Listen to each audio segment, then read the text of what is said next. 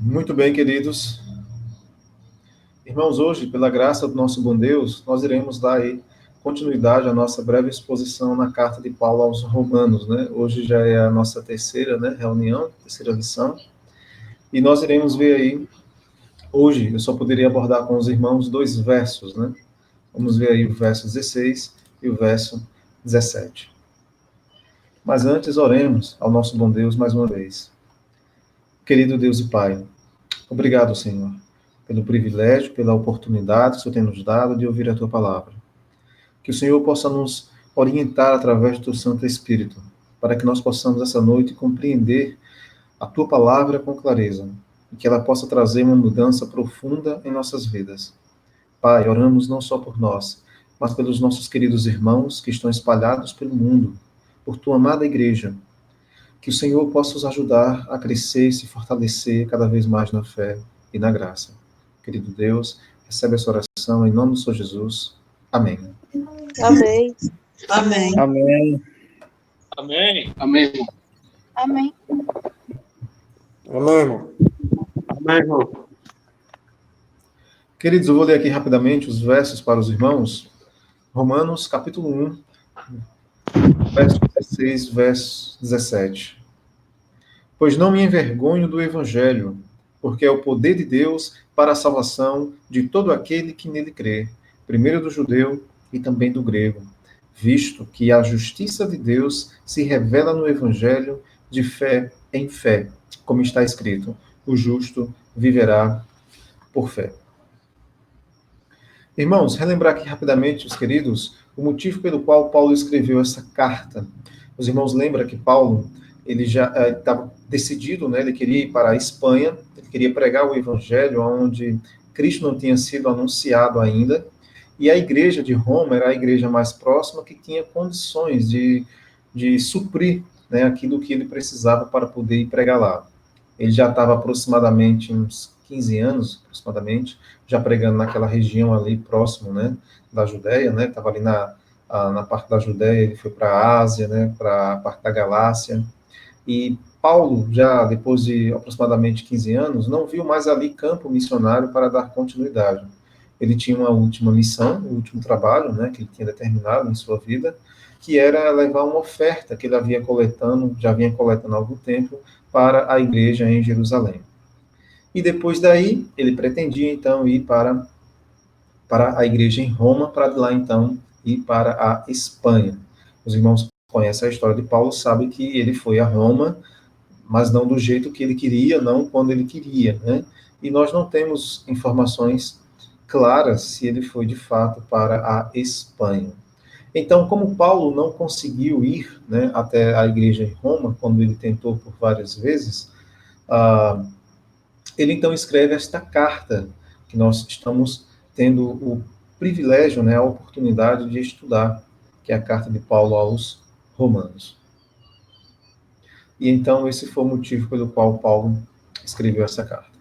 E nessa carta ele faz uma apresentação do seu evangelho. Os irmãos lembram que ele não conhecia aquela igreja pessoalmente, ele conhecia alguns, né, algumas pessoas ele conhecia, nós vamos ver isso no final do capítulo 16, mas a igreja como um todo não tinha um conhecimento claro a respeito de Paulo. E havia muitos rumores a respeito dele, né, de quem ele era, do que ele pregava, como ele agia. Os judaizantes faziam uma propaganda boca a boca maldosa a respeito do apóstolo Paulo. E como vimos desde o começo, Paulo, então, ele vem não somente apresentando o evangelho, fazendo não somente uma defesa do evangelho, mas também fazendo uma defesa do seu apostolado, né? Nós já vimos isso desde o começo. Só para a gente contextualizar melhor os versos aqui em que nós estamos considerando, os irmãos, olha aí o verso 14 e o verso 15, onde foi as últimas palavras que nós falamos semana passada, né? Os últimos versos que nós estudamos. Pois sou devedor tanto a gregos como a bárbaros, tanto a sábios como a ignorantes. Por isso, quanto está em mim, estou pronto a anunciar o evangelho, também a vós outros em Roma, né? Então, Paulo se via aí como um devedor. E ele estava pronto para anunciar o evangelho em Roma. Nesses dois versos aqui, embora vamos tratar apenas sobre esses 2 versos, mas tem muita coisa aqui que nós precisamos explicar e com calma e comentar. Esses 2 versos aqui resumem, né, muito bem o teor, né, dessa carta aqui, que é a justificação pela fé. Esses 2 versos têm sido um influenciador, não somente para a vida da igreja, mas para muitos homens. Esses versos aqui, ele serviu, né, por exemplo, para influenciar a reforma protestante, porque foi lendo esses versos que Martinho Lutero, ele se converteu a Cristo. Ele entendeu, através desses versos, a obra da redenção, ele entendeu a justificação pela fé, através aqui desses 2 versos. Então, é um desafio imenso aqui, né, para mim, e eu espero que possa ficar claro para os irmãos aí, mas vamos lá, pela graça do nosso bom Deus. Né? Só relendo aqui para nós continuar agora a exposição, o verso 16. Pois não me envergonho do evangelho, porque é o poder de Deus para a salvação de todo aquele que crê, primeiro do judeu e também do grego. Irmãos, em relação ao evangelho, no verso 14, como a gente acabou de reler, Paulo disse que ele era um devedor. No verso 15, ele disse que estava pronto a anunciá-lo. E aqui no verso 16, ele disse que não tinha vergonha do evangelho. É uma lição preciosa para nós.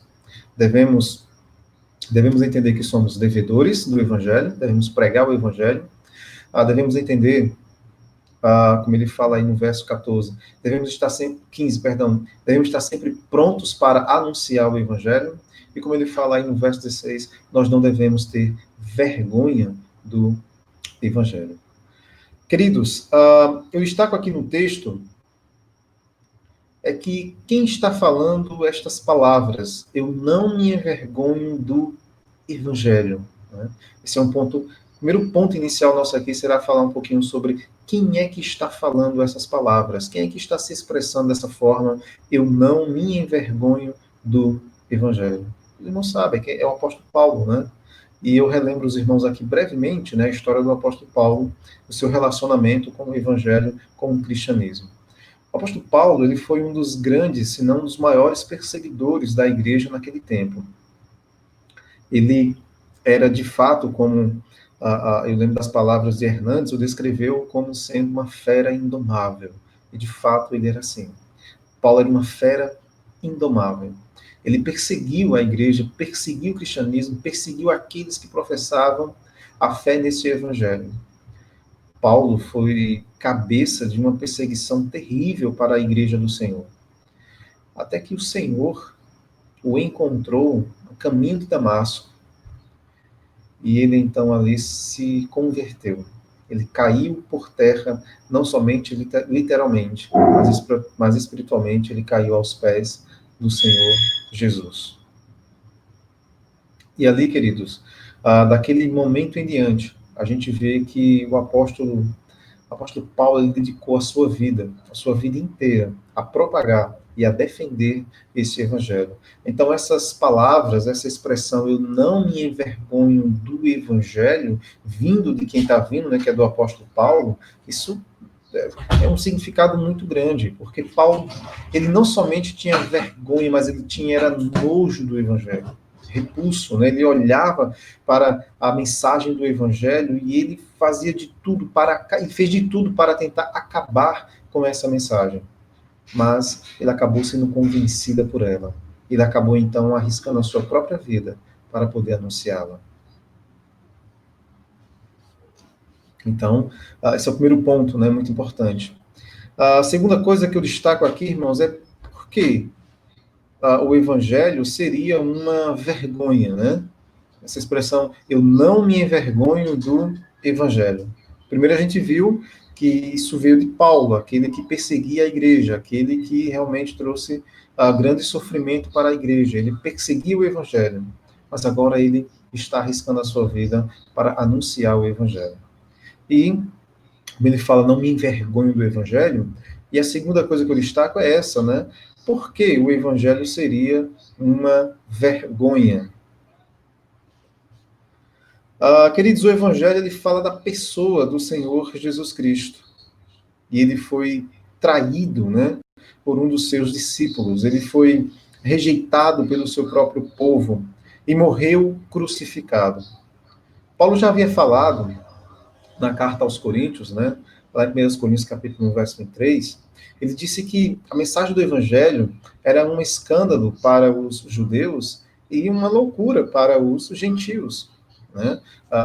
Porque, veja bem, a mensagem do Evangelho fala do Senhor Jesus Cristo. Ele nasceu, né, da descendência do rei Davi, era filho de um carpinteiro, ele era um homem, socialmente falando, pobre, né, rejeitado pelo povo. Ele se dizia, na visão deles, né, se dizia ser o Messias, o Salvador, aquele que o Antigo Testamento falava a respeito dele. Se falava que era filho de Deus, mas ele foi rejeitado pelo povo, traído por um dos seus discípulos e morto na cruz. E lá na cruz ele clama, né?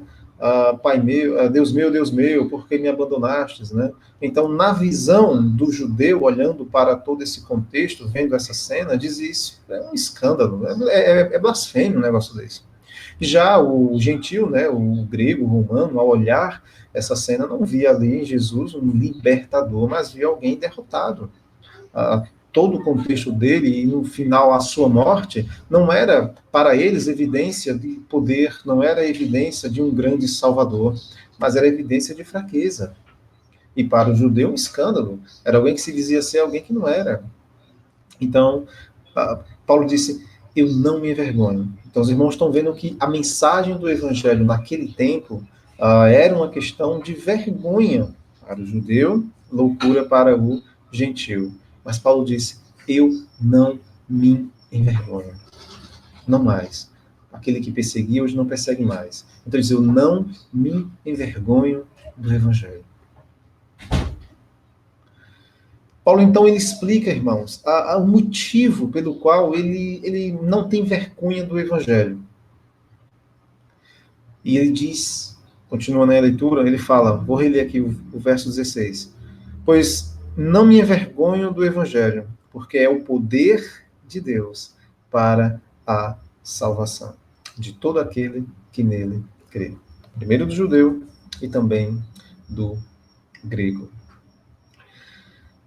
Aquilo, irmãos, esse é o motivo pelo qual Paulo diz que não tem vergonha do evangelho, porque Paulo entende, eles têm essa clareza de que o evangelho ele é o poder de Deus para a salvação.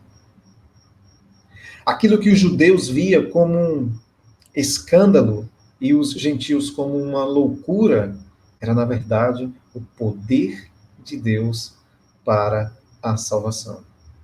Aquilo que o mundo via como uma fraqueza, era, na verdade, o poder de Deus para salvar a todos, mas todos aqueles que creem.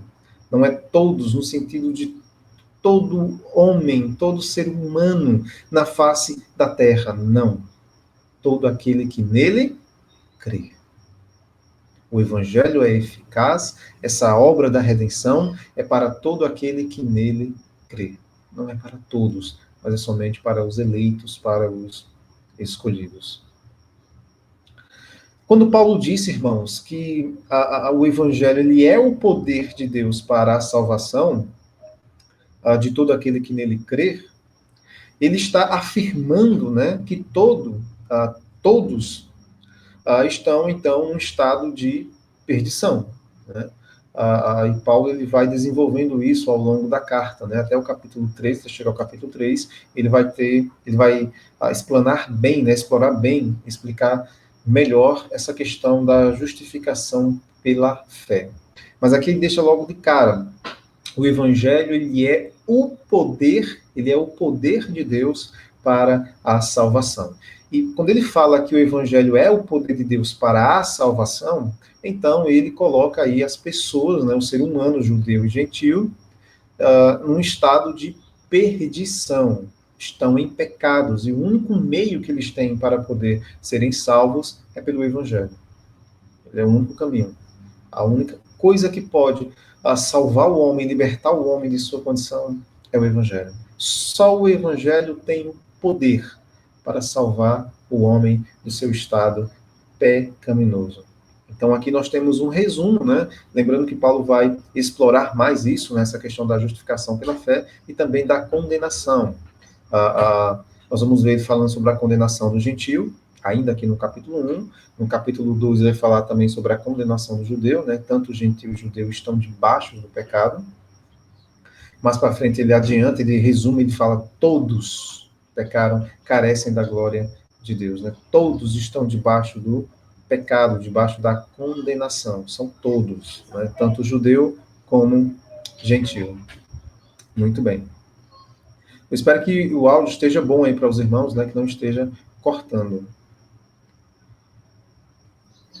Está, irmão, tá tranquilo. Amém, graças a Deus.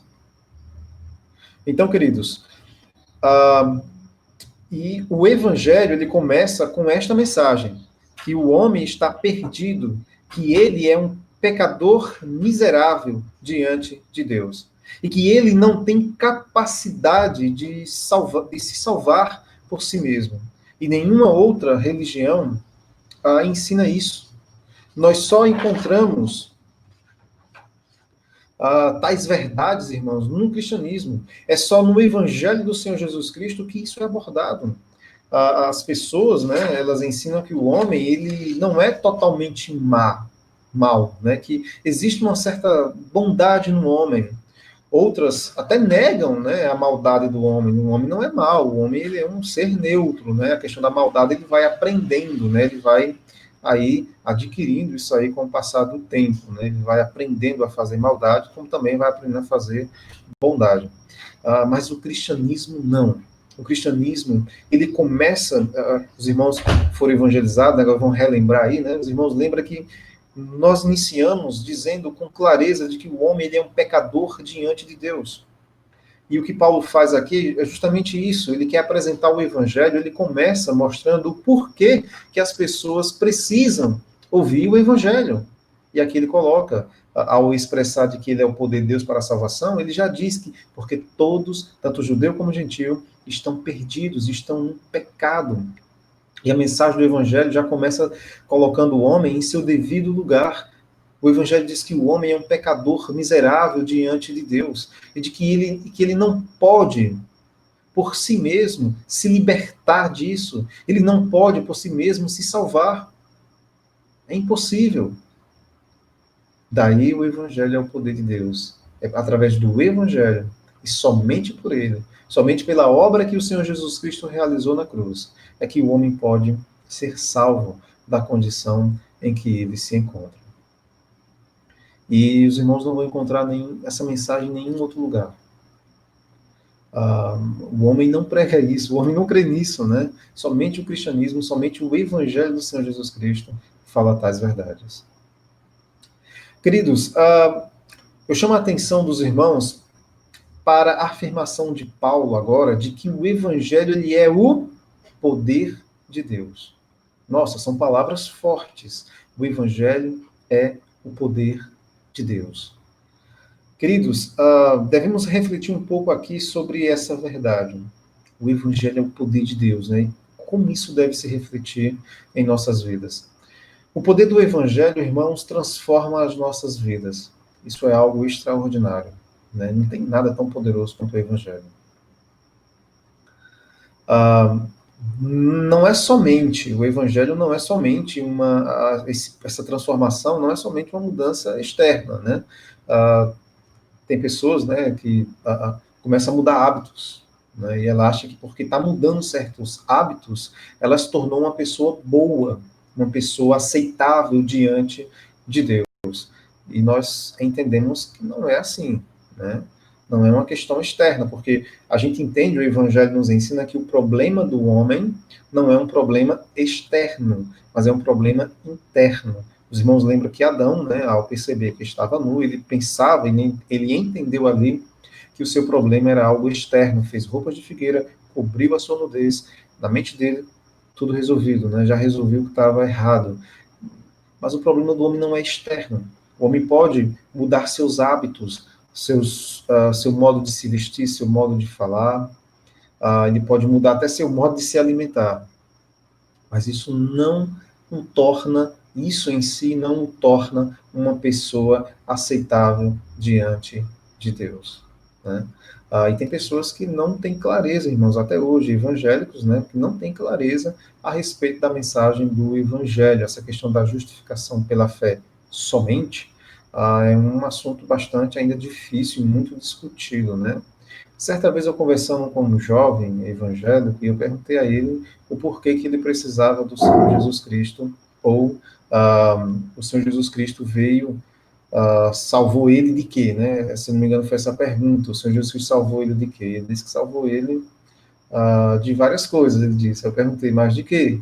Né? Seja mais específico. Ele falou de falar palavrão, de maus costumes, né? De parar de beber, de fumar, essas coisas.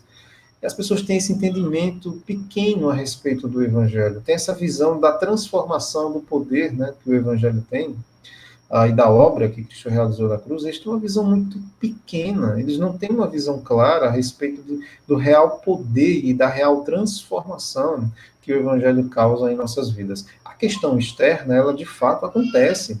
A mudança externa, ela é perceptível, mas essa mudança externa, ela é eficaz, se torna realmente eficaz, quando ela é um resultado, um reflexo da mudança interna que houve dentro dessa pessoa. Então, o poder do Evangelho transforma as nossas vidas. E não é somente uma mudança externa, mas uma mudança dentro de cada um de nós. E esta mudança, ela é visível, ela demonstra, não dá para escondê-la, não dá. O Evangelho é tão poderoso, a mudança é tão radical, de que não tem como não perceber.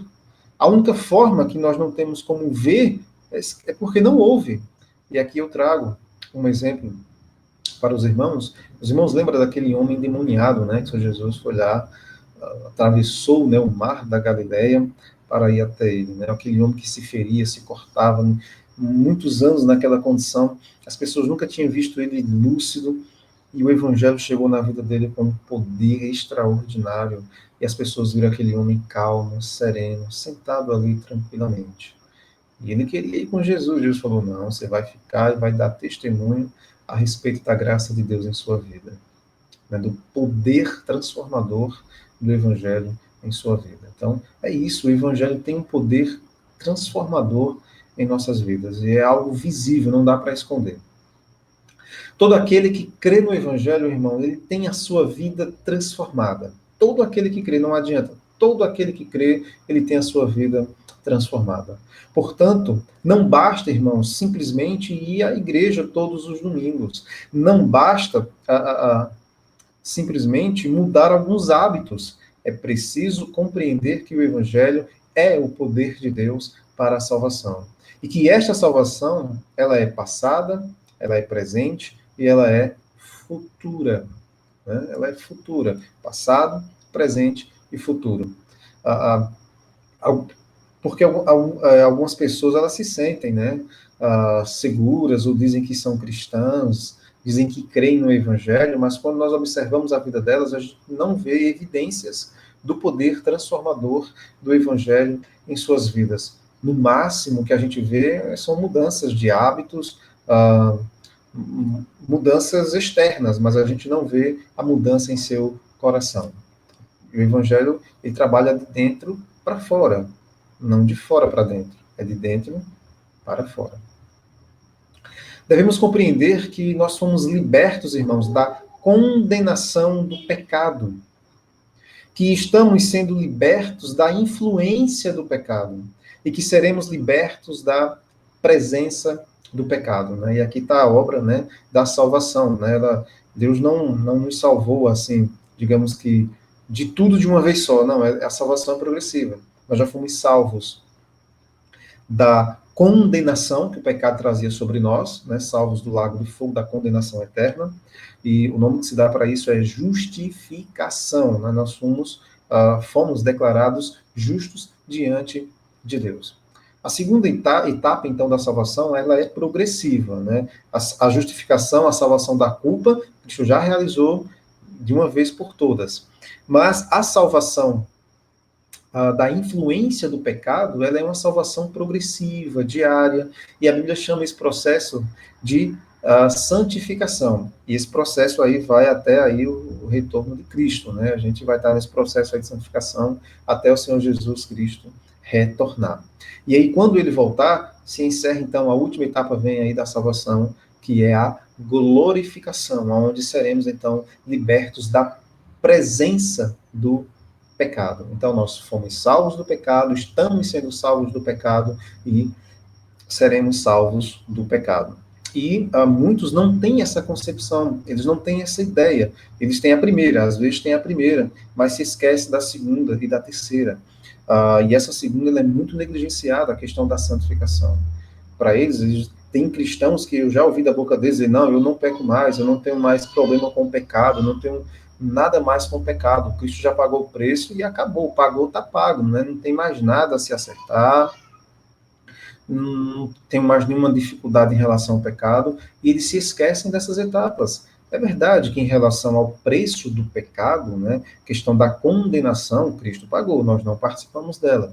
Mas a questão da santificação, sermos libertos da influência do pecado, sermos salvos da influência do pecado, isso é algo diário, irmãos, em nossas vidas. É constantemente, todos os dias, é uma batalha, é uma luta feroz. Por isso precisamos, como o irmão Marcelo falou aí ontem, de toda a armadura de Deus. Pois sem essas armas, nós não temos como enfrentar, não temos como vencer. Então nós devemos compreender aí, né, que nós somos libertos da condenação, estamos sendo libertos da influência e seremos libertos aí da presença. Irmãos, isso é importante, a nossa segurança ela não pode estar firmada naquilo que fazemos. Né? Ela não pode, né, estar baseada, né, alicerçada naquilo que nós fazemos, nos rituais religiosos que nós temos. Não, eu vou à igreja todos os dias, eu não perco um culto online, né? Todo culto online eu estou lá, né? Nas quinta-feiras eu estou lá participando da oração, de oração, não perco um, né? Aos sábados estou lá, aos domingos também, estou vendo sempre as pregações que estão sendo colocadas, sempre participando aí. Então, não perco uma. E leio a Bíblia todos os dias, oro todos os dias, e eu posso querer apoiar a confiança nisso daí. Depositar a minha confiança, e talvez até a confiança da salvação, ou a garantia da salvação, naquilo que eu faço. Nós não podemos pensar assim, não podemos seguir por esse caminho. Mas devemos confiar no poder do Evangelho.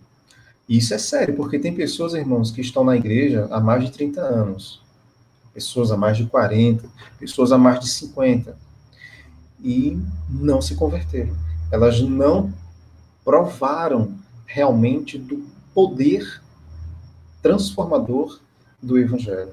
Elas estão lá, elas ofertam, elas participam da igreja, não perdem uma reunião, mas ela não foi salva. Ela não experimentou em sua vida o poder transformador, regenerador que o Evangelho traz. E tem pessoas que estão na igreja há mais de 30 anos, mais de 40 anos, mais de 50 anos, e se convertem depois desse tempo todo. Passou esse tempo todinho, e depois de 30 anos é que se converte. Depois de 40 anos é que se converte. Então, nós devemos entender isso com clareza. A questão da justificação pela fé, a questão do poder do Evangelho. Irmãos, o Evangelho realmente transforma as nossas vidas. Então, queridos, isso não garante, né? Porque as pessoas, como eu falei, elas confiam nisso e elas pensam que por agir assim, por fazer determinadas coisas, né, rituais, tal, elas pensam que já estão salvas, né? Tem pessoas que pensam que é salva porque ela vai para a igreja. Tem pessoa que pensa que é salva porque ela foi batizada, porque ela é dizimista, porque ela ceia, porque ela lê a Bíblia todos os dias, porque ela ora a Deus todos os dias. E tem gente ainda que fala, eu sou salvo, e qual a certeza? Porque eu sinto em meu coração que eu sou salvo. Mas a salvação não é nisso, não. A salvação não deve estar baseada nessas coisas, mas a salvação deve estar baseada na confiança no Evangelho. E o Evangelho mostra que nós somos pecadores incapazes, não podemos fazer nada. O Evangelho aponta que a garantia da nossa salvação está no Senhor Jesus Cristo e na obra que ele realizou na cruz por nós.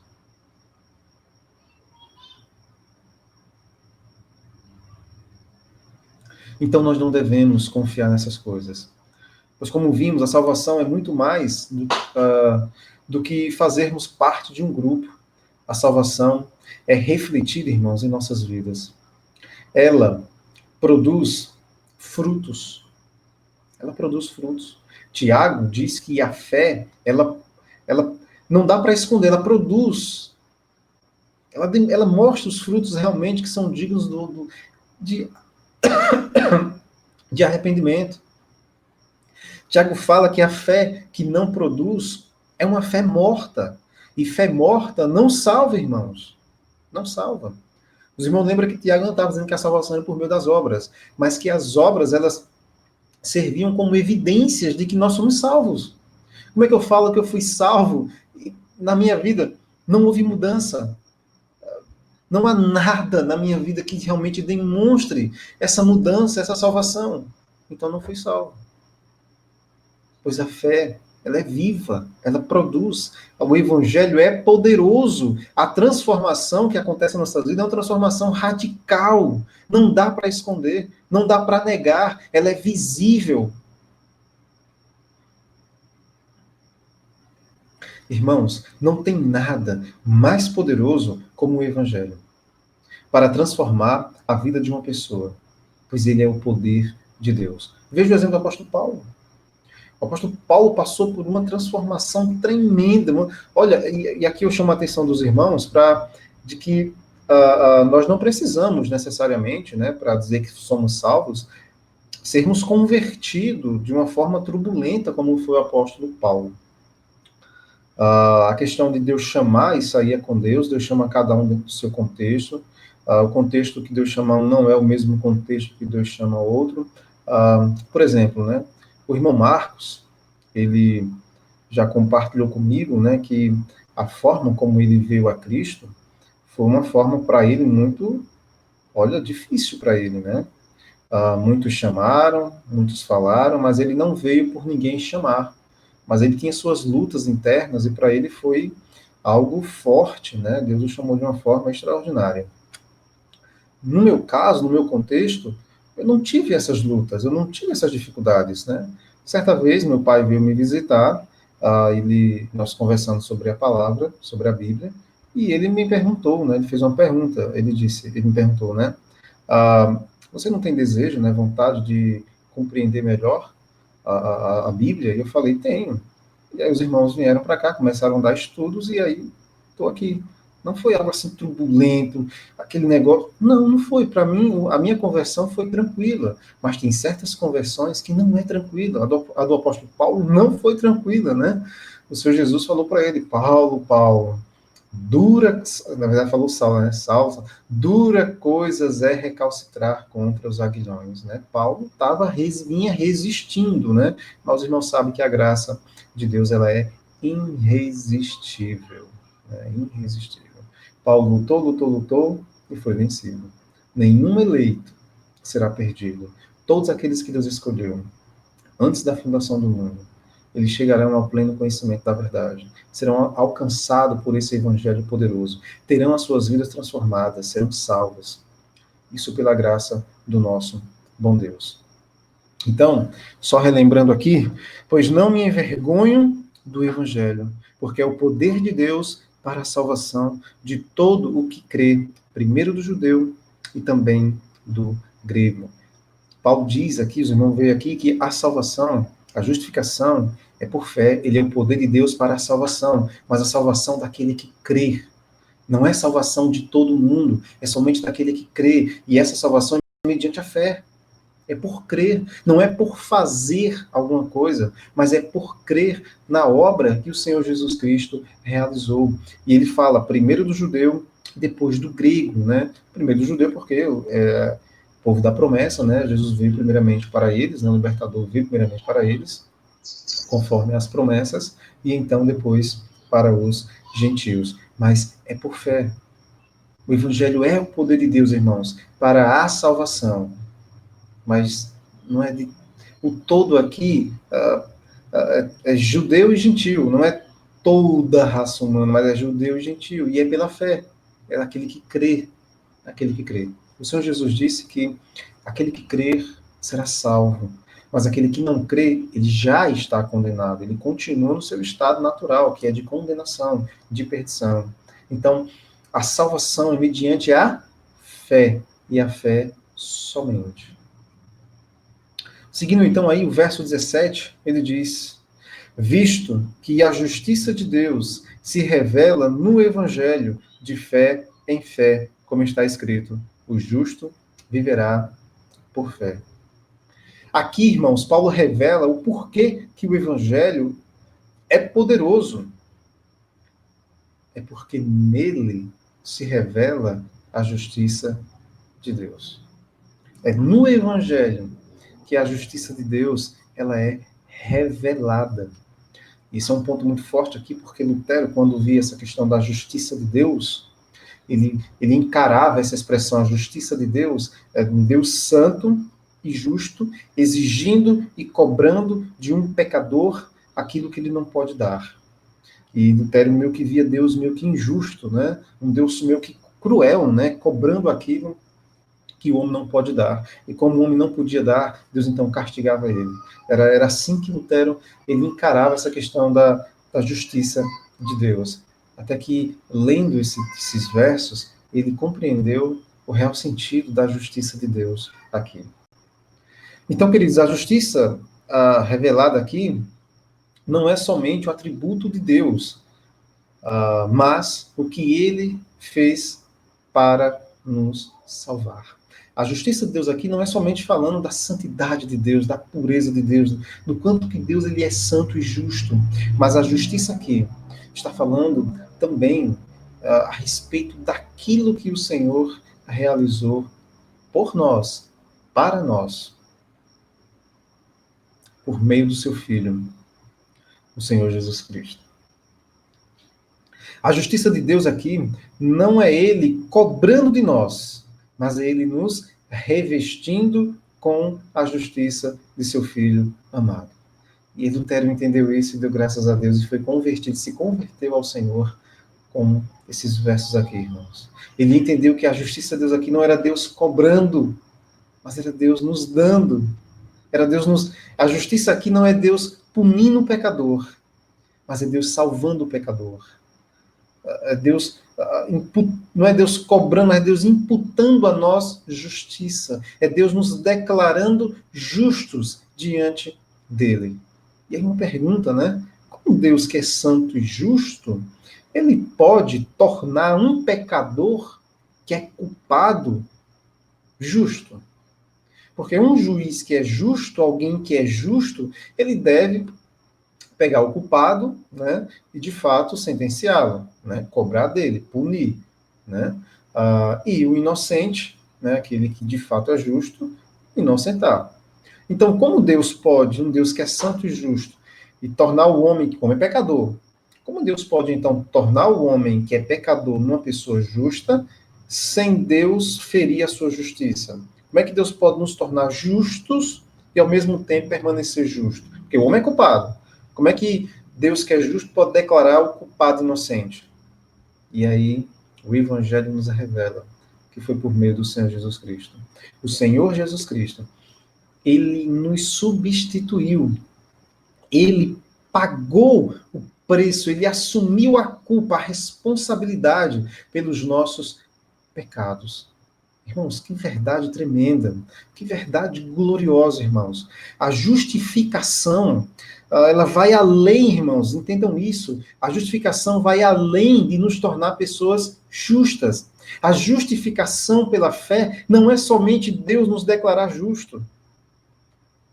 É Deus também nos tornar seus filhos, seus herdeiros. O juiz não somente nos justifica, nos torna justos, mas também o juiz nos adota nos tornam seus filhos, nos tornam seus herdeiros. A forma como o Senhor providenciou para nos tornar justos, sem deixar de ser justo, foi ele enviar seu filho pagar o preço em nosso lugar. Seu filho era inocente. Não era um culpado pagando pelo culpado, era um justo pagando pelo culpado. Somente assim. Nós já vimos isso no Catecismo de Heidelberg, né? Ele tinha que ser homem e Deus ao mesmo tempo. Somente assim ele poderia, então, cumprir as exigências de Deus, pagar o preço pelos nossos pecados. Foi através do seu Filho na cruz, através da morte e ressurreição do Senhor, que nós somos salvos e declarados pessoas justas. Não foi por meio daquilo que nós fazemos. Não foi por meio daquilo que nós deixamos de fazer. Não foi por uma mudança externa, irmãos. Não foi por nada que a gente fez. A salvação, a justificação, ela é pela fé. É pela fé na obra que o Senhor Jesus Cristo realizou na cruz. Irmãos, por isso nós somos devedores. Por isso devemos estar sempre prontos. Por isso não devemos ter vergonha do Evangelho. O Evangelho, irmãos, ele revela a nossa real condição diante de Deus. Que somos pecadores incapazes de se salvar. Mas o Evangelho não mostra somente o nosso problema. Ele é as boas novas da salvação. Ele nos revela que o Senhor Jesus é o caminho para nos chegarmos a Deus. O Evangelho não somente mostra a nossa pecaminosidade e incapacidade, ela aponta para o caminho. Ela mostra quem é aquele que de fato pode nos conduzir a Deus. E é o Senhor Jesus Cristo. Não há outro meio, não há outro nome, como Pedro disse, né, lá em Atos 2, que importa que o homem seja salvo. Como o próprio Senhor Jesus disse, ele é o caminho, ele é a verdade, ele é a vida. Irmãos, ele é a ressurreição, ele é tudo, em todos. Não existe atalhos para se chegar ao Senhor. Qualquer caminho que o homem tente trilhar para chegar a Deus, seja por seus esforços, né, ele não vai chegar. Pois não existe nenhum outro caminho a não ser o Senhor Jesus Cristo. Ele é a porta do aprisco. Ele que é o bom pastor. Ele é quem conduz as suas ovelhas. Ninguém vai ao Pai senão por ele. Isso é tremendo, irmãos. Tremendo. Somente o Evangelho, somente o cristianismo traz essa mensagem. Somente o Evangelho revela a real condição do homem e mostra o único meio que ele pode se salvar. Por isso eu me lembro das palavras de Paul Washer, ele disse que estava pregando, né, e um jovem se levantou e disse, Paul Washer, o senhor está certo, né? O Senhor Jesus Cristo é muito importante para nós. É importante a fé em Cristo, né? Crer no Senhor Jesus Cristo. E ele disse, né, Paul Washer respondeu para ele, meu jovem, ele é tudo o que nós temos. Ele não é somente importante, ele é tudo o que nós temos, né? Na primeira carta de João, capítulo 5, verso 20, se não me engano, em diante ali, ele diz que quem tem um filho tem a vida, quem não tem um filho não tem a vida. Então, quem rejeita o Senhor Jesus Cristo, está rejeitando a sua salvação. Por isso que os judeus, ao rejeitarem a Cristo, estavam rejeitando o único meio que poderia guiá-los, salvá-los, conduzi-los a Deus. Então, quem não tem Cristo, não tem a vida, não tem nada. Continua na condição pecaminosa e terrível em que se encontra. Mas quem tem Cristo, quem tem o Filho de Deus, quem crê nele, quem crê no Evangelho, na obra que ele realizou, esse tem a vida transformada, esse tem a vida eterna. Como ele mesmo disse, né, a vida eterna consiste em crer em Deus e em Jesus Cristo, que ele enviou. Paulo diz ainda, irmãos, que esta justiça, essa justiça revelada no Evangelho, a nosso favor, é de fé em fé. né? Vou reler aqui para os irmãos. Ele fala, verso 17: visto que a justiça de Deus se revela no Evangelho de fé em fé. Né? Essa expressão de fé em fé é para dizer, irmãos, que a salvação, a justificação, ela é do começo ao fim, pela fé. Não é por obras, é de fé em fé. E aí ele cita então Abacuque, né, capítulo 2, verso 4, diz que o justo viverá por fé. Não é pelo que ele vê, não é por suas obras, por suas realizações, por sua força, por sua capacidade, mas é pela fé em Deus. É por fé, irmãos, é de fé em fé. Essa expressão, como eu falei para os irmãos, de fé em fé, é de que a salvação é pela fé do começo ao fim. Não é começa pela fé e aí entra as obras para garantir. Não, não, não. É de fé em fé. Fé do começo ao fim. A justificação é somente pela fé. Não há outro meio, queridos, que nós sejamos salvos. É somente pela fé. A justificação, portanto, é pela fé somente e não pelas obras. Não é pelo que fazemos ou deixamos de fazer, mas pela fé na obra do Senhor Jesus Cristo. Irmãos, eu desejo que essas verdades sobre a justificação pela fé e sobre o poder do Evangelho possam nos levar a fazermos uma reflexão profunda na nossa vida cristã. E ver se, de fato, estamos vivendo um cristianismo bíblico, ou se estamos vivendo apenas externamente. Esse é um ponto importantíssimo que nós devemos atentar. Porque nós podemos estar, o irmão Edson já compartilhou em Isaías, né? Logo ali no começo, capítulo 1, acho que a partir do verso 20, por ali, se eu não estou enganado, a nação de Israel, ela estava praticando ali, fazendo todos os rituais, né, ali, conforme a lei exigia. Mas Deus não estava se agradando deles. Pois externamente tudo tranquilo, mas internamente não. Eles precisavam circuncidar os seus corações. Então eu corro o perigo, irmãos, de estar vivendo um cristianismo de fachada, um cristianismo superficial, apenas de aparência. Nós precisamos de fato experimentar o poder do Evangelho em nossas vidas. Eu digo para os irmãos, olha, irmãos, os irmãos que estão aí acompanhando, né, as reuniões, os irmãos que leem a Bíblia todos os dias, os irmãos que oram todos os dias, os irmãos que até são fiéis no dia, nas ofertas, né? Mas lembre, irmãos, isso não é garantia. Isso não é suficiente.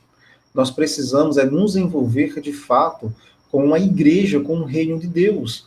Olha, eu estou muito feliz pelas irmãs, né? E eu desejo e espero que todas as irmãs estejam participando das reuniões que estão sendo feitas às segunda-feiras. Que Deus possa abençoar as irmãs, né? Estou muito feliz, eu venho orando por elas, né? E que Deus possa abençoá-las cada vez mais. Que nós precisamos nos envolver com a igreja, irmãos. Não é somente ler a Bíblia, assistir os cultos, porque tem crente que é meio que crente domingueiro, né? Todo domingo está lá. E só no domingo. E tem crente que às vezes. Então nós devemos entender o nosso compromisso com o Senhor. Devemos olhar para as nossas vidas e ver de fato o poder transformador do Evangelho em nossas vidas. Nós precisamos crer verdadeiramente no Senhor e no Evangelho. Entender que a justificação é pela fé, de que nós fomos salvos, irmãos, e que essa justiça de Deus em nossas vidas, ela é visível. Então, que nós possamos olhar para as nossas vidas, fazer uma avaliação para ver de que forma nós estamos vivendo. E devemos pedir perdão a Deus. Eu peço perdão a Deus todos os dias, pois não tenho servido a Ele como Ele é digno de ser servido. Que cada um de nós, irmãos, possamos olhar para a forma como estamos vivendo. E eu desafio os irmãos, hoje mesmo, orar a Deus, pedir perdão a Deus, se arrepender dos seus maus caminhos, se converter novamente ao Senhor, aos caminhos do Senhor, e de fato assumir, né, a responsabilidade que temos para com Deus. Devemos nos envolver mais, queridos, com a igreja, com o reino de Deus. Queridos, eu vou ficando por aqui. Eu espero que tenha ficado claro, né, para os irmãos. Espero que não tenha ficado nenhuma dúvida, mas se tem alguma dúvida, os irmãos podem depois me perguntar mandarem uma mensagem que a gente responde, tá bom? Oremos ao nosso bom Deus para finalizarmos aqui esse momento. Querido Deus e Pai, obrigado, Senhor, por essas palavras poderosas. Que nós possamos, de fato, atentarmos para o poder do Evangelho. E entender que esse poder não é um poder que apenas transforma o externo, mas é um poder que transforma o nosso interior. Muda, de fato, a nossa vida, nos dá, de fato, uma nova vida. Nos faz nascer de novo, nos torna uma nova criatura. Que cada um de nós seja despertado, Senhor, para o serviço a Ti, para a Tua honra e para a Tua glória. Que o Senhor ajude os irmãos que estão vivendo o cristianismo de forma cômoda, já estão acomodados, estão relaxados, que o Senhor possa acordar esses irmãos, que o Senhor possa despertá-los a viver de fato para Ti, Pai, para a Tua honra e para a Tua glória. Guia-nos, Senhor, nos dá um coração mais temente, um coração mais apaixonado, que nós possamos de fato expressar o nosso amor e a nossa gratidão a Ti. Querido Deus, recebe essa oração em nome do Senhor Jesus. Amém.